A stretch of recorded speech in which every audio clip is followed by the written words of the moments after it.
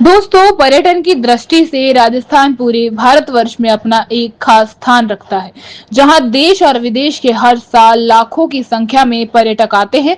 और राजस्थान में किसी खास पर्यटन स्थल की बात करें तो रणथंभौर टाइगर रिजर्व लोगों की पहली पसंद रहता है।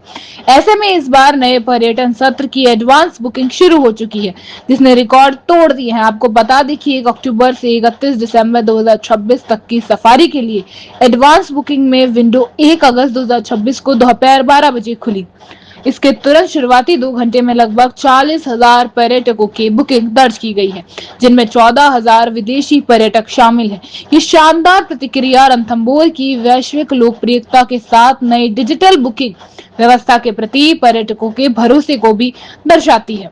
इसमें एक और खास बात यह है कि रणथंभौर टाइगर रिजर्व की बुकिंग शुरू होते ही बड़ी संख्या में देश और विदेश से पर्यटकों ने एक साथ पोर्टल का उपयोग किया है, जिससे ट्रैफिक और बुकिंग अनुरोधों के उल्लेखनीय वृद्धि होगी। इसके बावजूद पोर्टल सत्यापन, बुकिंग प्रोसेस और लाइव रिपोर्टिंग बिना किसी समस्या के संचालित होती रही। तकनीकी व्यवस्था के कारण पीक ट्रैफिक के दौरान भी उपभोक्ताओं की बुकिंग में किसी भी परेशानी का सामना नहीं करना पड़ा।